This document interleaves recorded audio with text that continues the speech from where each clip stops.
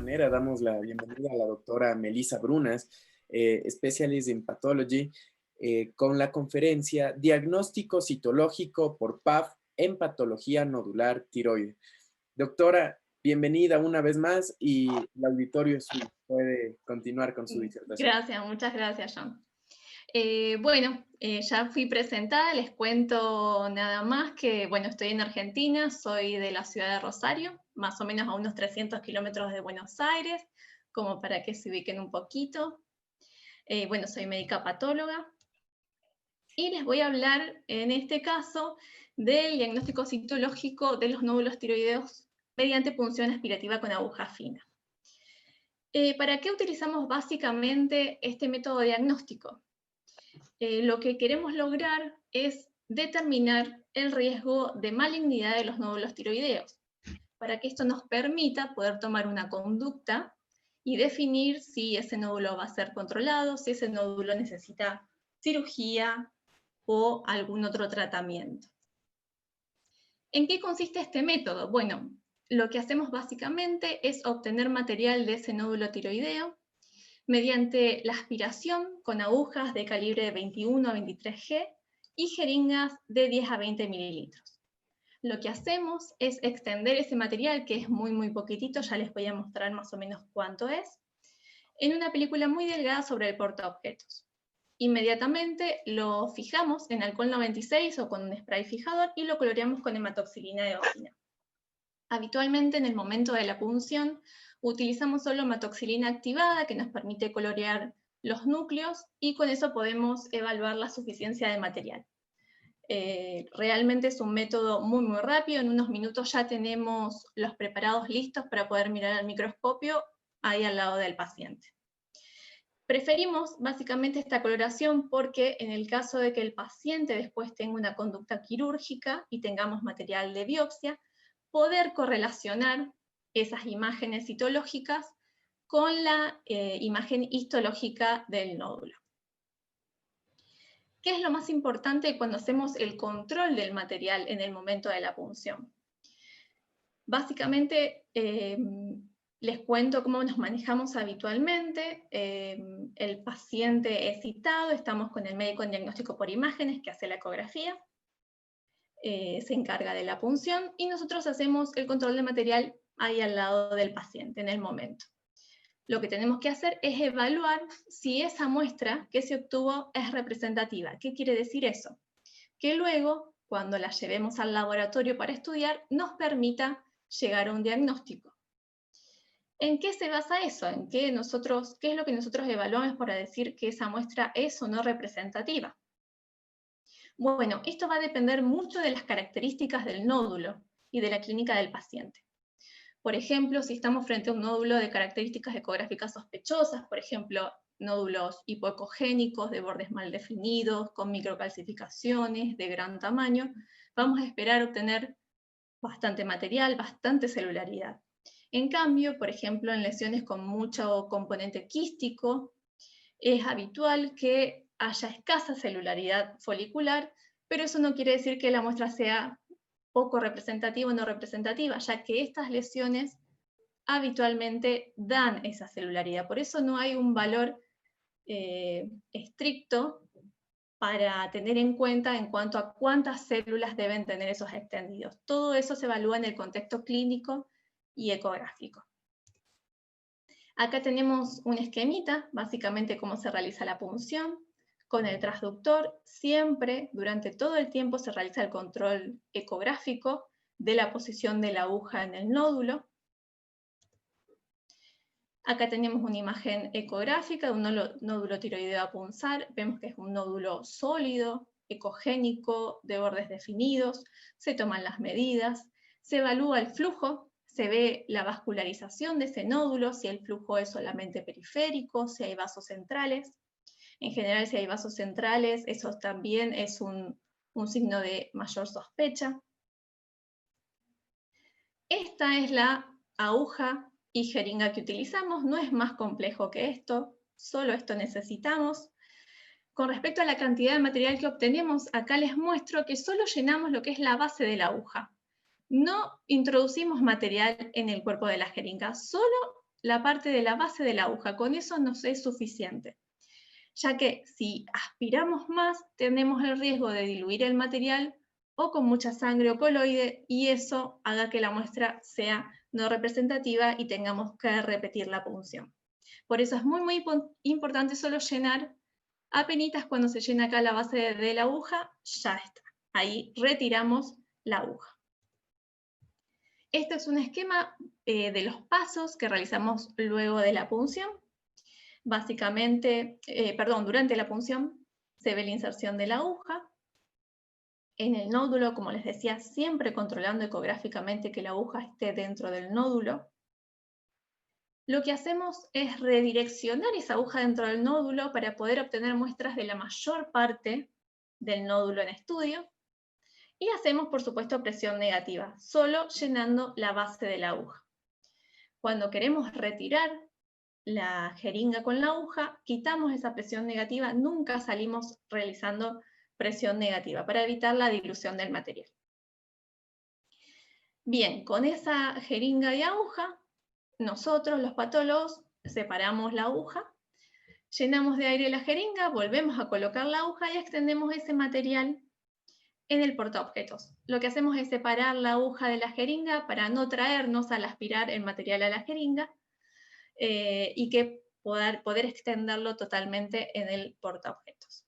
Sin demora, inmediatamente lo fijamos en alcohol 96 y, como les conté antes, lo coloreamos con hematoxilina activada. En la hematoxilina activada está solo unos segundos, eso es suficiente. Lo enjuagamos y lo miramos al microscopio. Y ahí evaluamos la representatividad de la muestra. Si la muestra es representativa y para nuestro criterio es suficiente, ahí terminó el procedimiento, no se hace más nada y el paciente se va a su casa. Y listo. Ahora, si la muestra consideramos que no es representativa, se repite el mismo procedimiento hasta que la muestra sea representativa.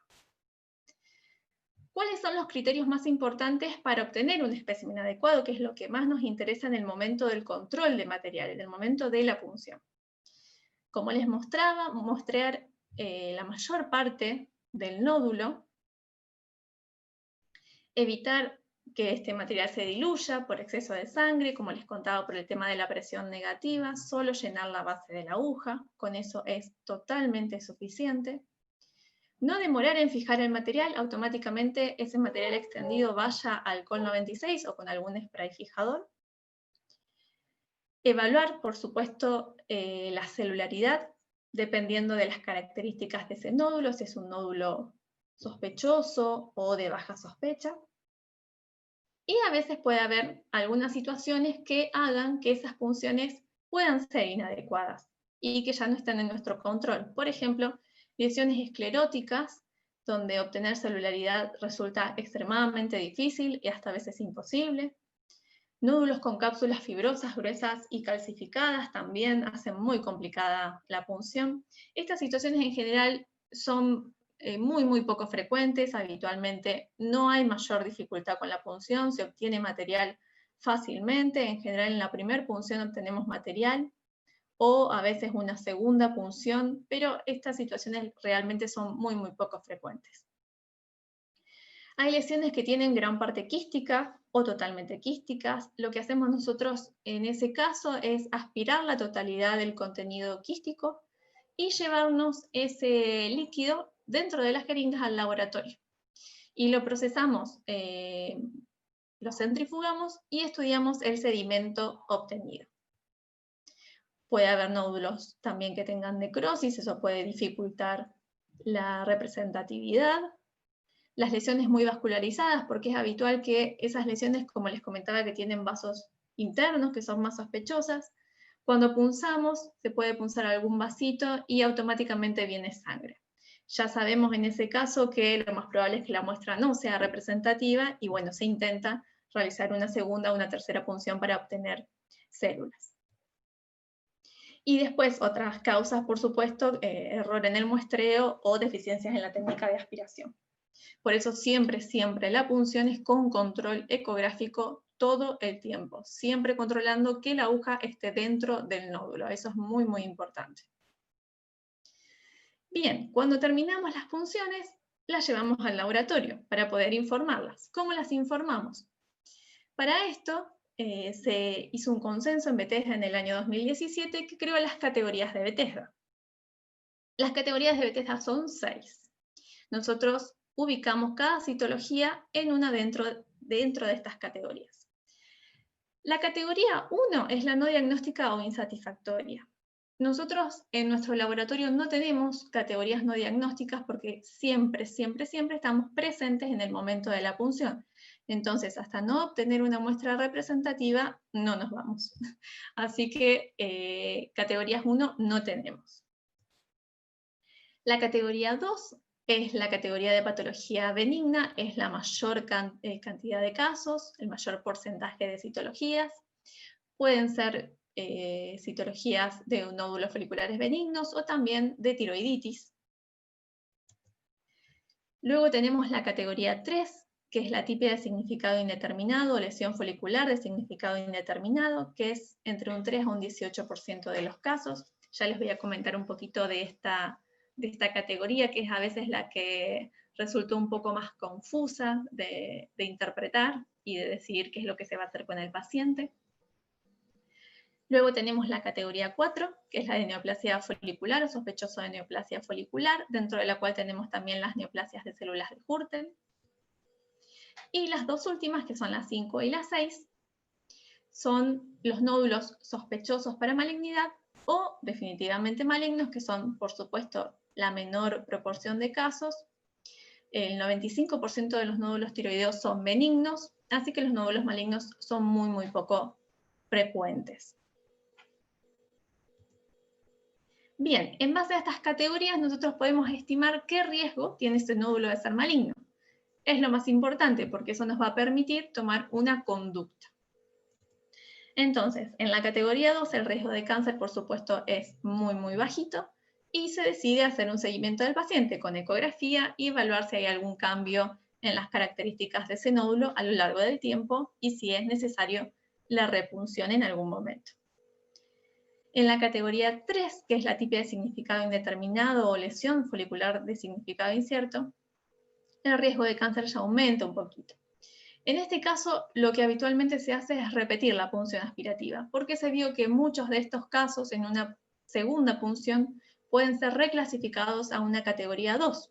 Por lo tanto, se continuaría solo con el seguimiento. Otra opción también que incluso se ha agregado en la última revisión de Bethesda es el estudio de biología molecular de los marcadores moleculares, de los cuales después les voy a hablar un poquito, que eso también permitiría tener un poco de mayor información sobre este nódulo.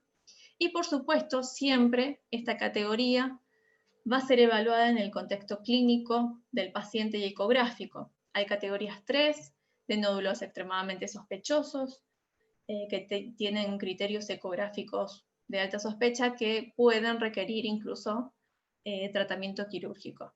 A veces lo que se hace también es un estudio intraoperatorio y en base a eso se determina la conducta. Y después tenemos las categorías con sospecha de malignidad, donde por supuesto el riesgo de cáncer es mucho mayor y la conducta siempre es quirúrgica. Les voy a mostrar algunas fotitos microscópicas de cada categoría. En la categoría 2 tenemos, acá lo que vemos es el fondo coloide y todas estas células epiteliales foliculares en colgajos y algunas sueltas. Repetimos lo mismo, tenemos colgajos de células epiteliales foliculares y el coloide de fondo. Acá lo que vemos son esas mismas células epiteliales foliculares, pero con citoplasmas más acidófilos. Estas son células oxífilas. Es un cambio que puede haber en las células epiteliales foliculares. Acá lo vemos a mayor aumento. Vemos ese citoplasma bien acidófilo y los núcleos monomorfos, redondeados y ovoides, de cromatina homogénea. Los colgajos son bidimensionales, son bien ordenaditos. Todo eso habla de benignidad. Acá vemos un colgajo bien bidimensional, ven que los núcleos están muy ordenados, no tienen atipia. Estos son todas categorías 2. Acá tenemos otra categoría 2, pero en este caso una tiroiditis crónica. Lo característico en la tiroiditis crónica es este fondo de células mononucleadas pequeñas, que son los linfocitos, agregando las células epiteliales foliculares. Lo que hacemos también en el caso de tiroiditis crónica es correlacionar con la ecografía y con la clínica del paciente. En general, en el momento de la punción ya se ve ecográficamente que la imagen es compatible con tiroiditis y bueno, se le hace la anamnesis al paciente a ver si tiene algún dato, si ya sabe demás, y bueno, se correlaciona el diagnóstico con esos datos. De nuevo, acá tenemos las células mononucleadas, los linfocitos y las células epiteliales foliculares. Con respecto a la categoría 3 indeterminada o la 4 de neoplasia folicular, como les decía, estos cuadros indeterminados son esas citologías que son difíciles de definir. Es difícil de definir el potencial biológico. ¿Cómo es que esta lesión se va a comportar? ¿Si es benigna o maligna? Eso es lo que lo hace más complejo. Por lo que frente a una categoría 3 o 4, principalmente 3, lo que se hace es un mayor control. Y si el cuadro clínico, como les comenté, si hay algún grado alto de sospecha por las características clínicas o del nódulo, se puede llegar hasta la extirpación quirúrgica. En general, la mayor limitación en la punción aspirativa con aguja fina se da en los carcinomas foliculares y de Hürtel bien diferenciados. ¿Por qué pasa esto? Nosotros para diagnosticar un carcinoma folicular o de Hürtel necesitamos evidenciar invasión capsular y o vascular sanguínea. Esto no lo podemos ver en la punción aspirativa porque solo obtenemos material citológico, solo vemos las células sueltas. Para hacer un diagnóstico de carcinoma folicular o de Hürtel necesitamos sí o sí hacer un estudio histológico del nódulo completo. Entonces ahí tenemos la limitación, en este caso, de la punción aspirativa. Acá tenemos una imagen, una categoría indeterminada. Vemos que ya los núcleos están más superpuestos, los colgajos son densos. Hay algo de alteración arquitectural. Igual que acá tenemos un colgajo de arquitectura papilar con núcleos superpuestos. En estos casos hablamos de alteración arquitectural. También vemos que son ya algo pleomorfos. Acá también vemos un colgajo muy denso, donde los límites celulares son poco claros, hay mucha superposición. Acá lo vemos a mayor aumento. Ven que acá ya se nota que los núcleos son más pleomorfos, hipercrómicos y mucha superposición. Igual que acá, en estos colgajos. Acá tenemos una imagen de una lesión de células de Hürtel. Es característica esta imagen bien hipercelular, con células sueltas y colgajos, con esos citoplasmas bien amplios y acidófilos. Acá se ven a mayor aumento esos citoplasmas oncocíticos que les comenté, bien definidos y acidófilos. Los núcleos están aumentados de tamaño. Tienen una cromatina granular, son algo pleomorfos y en general tienen un núcleo conspicuo que por acá se ve. Y es característico, por supuesto, el citoplasma oncocítico. Y algunas imágenes de sospecha de malignidad o malignidad. Bueno, el clásico carcinoma papilar, el carcinoma más frecuente, vemos todas estas estructuras papilares, un gran colgajo de estructuras papilares. A mayor aumento, vemos que esas papilas muestran esta empalizada periférica de núcleos, son núcleos superpuestos con alteración de la polaridad, como un patrón sincicial. A mayor aumento vemos las características citológicas clásicas que nos permiten hacer diagnóstico de carcinoma papilar, que es este aclaramiento cromatínico, estos núcleos en vidrio esmerilado, angulados. Puede haber barras nucleares, que son los plegamientos, barras longitudinales, que son los plegamientos de membrana nuclear. Acá vemos también ese aclaramiento cromatínico típico del carcinoma papilar. Por acá vemos una barra longitudinal, que son esos plegamientos de membrana. Otro signo característico son las vacuolas intranucleares, todos signos de carcinoma papilar. Y acá vemos una hermosa papila de carcinoma papilar con su empalizada periférica de núcleos angulados, pleomorfos, superpuestos, con todas las características de un carcinoma papilar. Esta es una imagen de un carcinoma medular, carcinoma que se origina en las células C o parafoliculares. Lo característico es la celularidad más bien suelta, con la cromatina en sal y pimienta. Es muy característica esta cromatina. Podemos tener vacuolas de inclusión. En general, el núcleo es excéntrico, con un citoplasma acidófilo, a veces plasmocítico. Acá se ve a mayor aumento muy bien esa cromatina en sal y pimienta bien granular. Eso es típico del carcinoma medular. Y acá tenemos el carcinoma anaplásico, que es el carcinoma de peor pronóstico, con una supervivencia extremadamente baja, donde ya la atipia citológica es marcada, no existe ninguna duda. Hay necrosis, los núcleos, como ven, son muy atípicos, con nucleolo marcado, pleomorfismo. Y acá tenemos una imagen de una mitosis atípica muy característica del carcinoma anaplásico. Otra situación en la que nos sirve la punción aspirativa con aguja fina es en el estudio de las adenopatías regionales, esas adenopatías que se asocian a las lesiones tiroideas. Entonces, frente a la identificación de algún ganglio linfático sospechoso, cervical, realizamos la punción aspirativa en busca de células epiteliales atípicas metastásicas. A lo que le agregamos, en este caso, el lavado de aguja. ¿En qué consiste el lavado de aguja? Se realiza la punción aspirativa igual, como se realizó en el nódulo, como les expliqué en los nódulos tiroideos. Se realizan los extendidos, y luego de haber realizado los extendidos citológicos con la misma aguja, se realiza el lavado. Previamente a que el paciente llegue a la consulta, se lo envía al laboratorio de bioquímica que busque el kit para el lavado.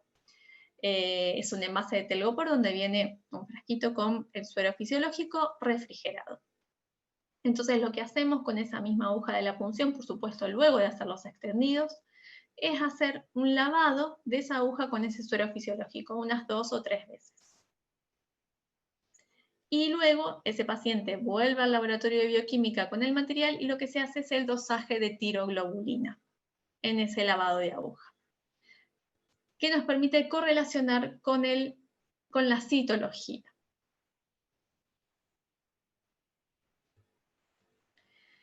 ¿Por qué es importante esto? El dosaje de tiroglobulina en el lavado de aguja nos permite, principalmente en las lesiones quísticas, a veces tenemos adenopatías quísticas, que es muy difícil obtener celularidad en la punción, entonces es muy difícil llegar a un diagnóstico de metástasis, pero correlacionando con un lavado de aguja positivo para tiroglobulina, podemos llegar al diagnóstico de metástasis. Bueno, les hablo un poquito brevemente sobre los marcadores moleculares que podrían ayudar en determinar conducta en estas categorías indeterminadas. Esto se incluyó en el 2017, hace poquito. ¿Y cuáles son las alteraciones genotípicas más frecuentemente detectadas en el carcinoma diferenciado de tiroides? ¿Cuáles son las que buscamos? Básicamente mutaciones puntuales en BRAF, que es la alteración genética que más comúnmente hallamos en el carcinoma papilar. Las mutaciones en NRAS, HRAS y KRAS, que encontramos en el carcinoma folicular o en la variedad folicular del carcinoma papilar, y también podemos encontrar en las neoplasias tiroideas benignas. También se buscan reordenamientos RED-PTC, que se hallan en el carcinoma papilar, o PAX8 en el carcinoma folicular, y otras mutaciones que son menos frecuentes, pero que acarrean un peor pronóstico, como la TP53, PIK3 o el promotor TERT. Realmente estos estudios moleculares son muy prometedores. Por supuesto es algo nuevo que está en validación, surgen estudios todo el tiempo, así que bueno, seguro vamos a tener más información en un futuro y va a ser algo de uso mucho más extendido.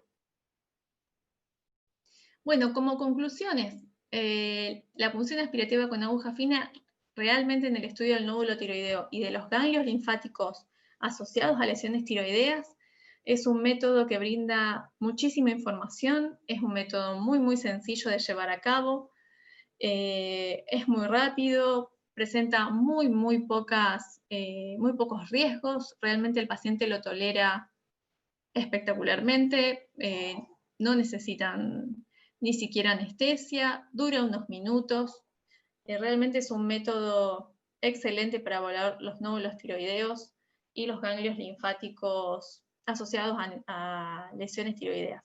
Como también, por supuesto, con la punción aspirativa con aguja fina evaluamos lesiones en glándulas salivales, en otras áreas, digamos, no solo en lo que es tiroide y ganglio linfático. ¿Qué es importante tener en cuenta en relación a las punciones? Bueno, los falsos positivos y falsos negativos no deberían ser mayores al 1% del total.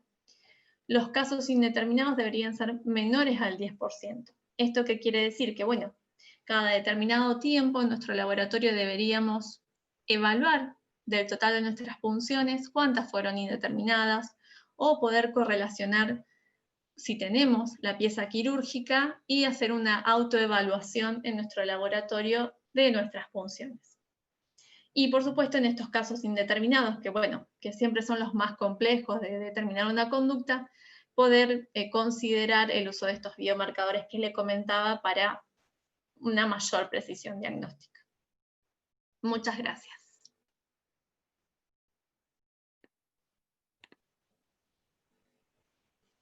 Muchas gracias a usted, doctora Brunas. A continuación, bueno, vamos a ver si es que hay algunas preguntas de parte del auditorio. Y si no, también el doctor Carlos Flores tendrá algunas inquietudes que podemos resolver en estos minutos. Sí, sí.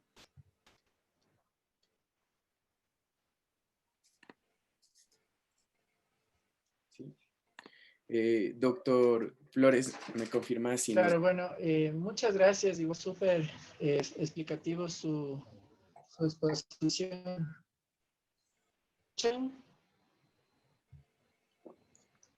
¿Ahí me escuchan? Ahora sí, ¿Sí? Bueno, muchas gracias. Su exposición muy clara. Realmente el tema de los nódulos tiroides y su investigación también ha sido un tema que me ha interesado en algunos eventos. Hemos expuesto sobre esto y tenía justamente tal vez una inquietud en este sentido. Sí. Tal vez, ¿qué experiencia tienen de ustedes, trabajan en su establecimiento sobre el uso del lavado de la jeringuilla, ¿no? De la punción de aguja fina para medición de biomarcadores a nivel de laboratorio? O sea, estamos hablando de tiroglobulina, anti-TPO, Sí. antitiroglobulina. ¿Tienen alguna experiencia sobre eso? Sí, nosotros habitualmente lo hacemos, tenemos un laboratorio de bioquímica con el cual trabajamos, donde ya están estandarizados los valores, así que sí, habitualmente lo hacemos, tenemos una correlación fantástica, la verdad, con lo que es el material de biopsia y los valores de tiroglobulina, y principalmente el mayor problema, como les comentaba, se dan las lesiones quísticas, en las adenopatías quísticas, donde las citologías a veces son negativas porque no hay células y tenemos dosajes de tiroglobulina positiva, que bueno, en este caso ya estamos frente a una metástasis que no pudo ser identificada mediante la punción, mediante el estudio citológico, pero sí mediante el lavado de aguja. Ya.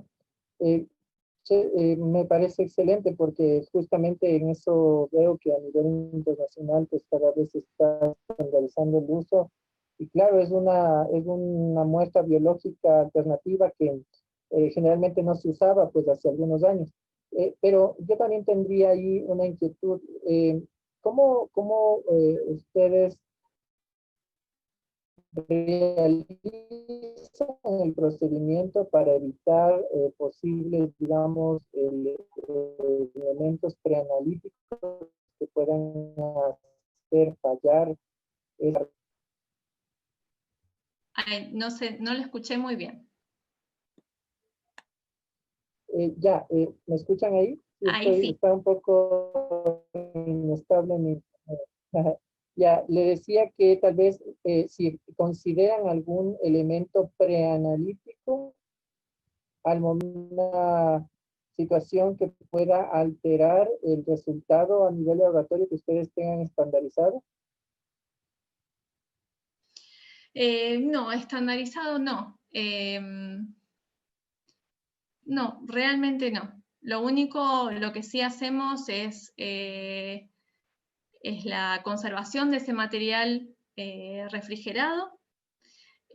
A veces en algunos trabajos se ha hablado de la interferencia de los valores de tiroglobulina en presencia de anticuerpos, pero nosotros no lo tenemos estandarizado a eso.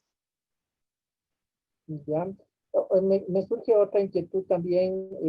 Hay un estudio, bueno, estaban planteando, yo trabajo en un hospital que es de cáncer, ¿no? Entonces por eso me pareció muy interesante lo que usted ha conversado y pues hay bastantes iniciativas también en este aspecto. Una de estas está planteándose a nivel internacional también la comparación de la estadificación BI-RADS, que bueno, sabemos que utiliza criterios imagenológicos Sí. para la definición del nódulo tiroideo, pero generalmente se ha hecho como algo complementario, o sea, se hacen las dos cosas al mismo tiempo, el PAF y la estadificación a través de BI-RADS. Lógicamente, sí, el histopatológico será el que dará el diagnóstico definitivo, sí, pero se ha tratado de plantear que, por ejemplo, para aquellos BI-RADS que están en estadio 1 y 2, según la clasificación, podría obviarse el hecho de tener que funcionar. O sea, ¿para qué? Para evitar digamos, este procedimiento que es un poco más cruento para el paciente. Tal vez sí tienen ustedes algún criterio en eso. Y claro, la pregunta fundamental es, ¿qué concordancia existe entre el BI-RADS 3 y 4? Que más o menos son los que nos da duda entre si es maligno o es benigno, versus hacerle pago o no. O sea, ese era como que el punto de mayor duda en donde queremos saber si es que sí haremos o no haremos la función. Al final, bueno, en general lo que va a terminar haciendo es hacerle para descartar cualquier cosa, pero en estos que no son, no necesariamente hacen, pues generalmente no entran a función. Pero en 3 y 4, ¿qué hacemos con esos BI-RADS? ¿Funcionamos o no? Bien, vos te estás refiriendo a lo que es la clasificación imagenológica, por lo que entiendo. Correcto. Bien. Sí. Mira, en nuestro medio los colegas no lo utilizan.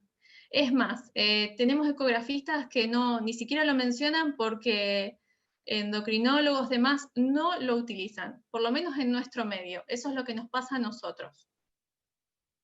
Ah, claro, porque qué interesante, justamente esto es interesante porque claro, hay ciertos elementos de estandarización que tratan como que evitar esta técnica para disminuir la intervencionismo en el paciente, ¿no? Pero claro, Sí. sería importante ver que en otros lugares pues nada más no lo toman en cuenta y continuamos con este PAP. Lo que veo ahí, no sé, quisiera ver qué experiencia ustedes tienen, cómo les ha ido con el reemplazo con los marcadores moleculares, porque realmente allá, acá, al menos en el sitio donde yo trabajo, es como que un poquito cada vez más los marcadores moleculares, digamos, están un poco quitando el espacio que tenía la citología como tal, como técnica de diagnóstico y de seguimiento frente al uso de estos marcadores. ¿Cómo le ven ustedes a eso? ¿Se le ha ido reemplazando o ustedes sienten que todavía son complementarios? ¿Qué sucede allá? No, acá en nuestro medio no es algo que esté extendido. Nosotros en una institución incluso intentamos ponerlo en práctica, era extremadamente complejo y caro en dólares, así que bueno, como sabrán, por lo menos en nuestro país es bastante complicado llevarlo a cabo. Así que nosotros seguimos, igual que siempre, con las punciones y ya te digo, no las está reemplazando, por lo menos acá en nuestro medio, el estudio de los marcadores moleculares a la punción. todavía tiene muchas dificultades para llevarse a la práctica, por lo menos acá. Ya, muy bien. Bueno, le quería también compartir algunas inquietudes del público. Mencionan acá, ¿qué pasa si un quiste se revienta? Este líquido que emana del quiste, ¿qué efectos tiene en el organismo? No, en general eso no sucede, y si sucediera lo que se genera es una reacción inflamatoria, aparecen algunos histiocitos, en general son los histiocitos las células que encontramos ahí, pero nada más que eso, puede aparecer a dolor, algún signo, pero es algo, realmente es una complicación rara, muy, muy infrecuente de ver. Ya. Otra pregunta, inquietud es, ¿la presencia de un nódulo micropapilar amerita cirugía? ¿Cómo?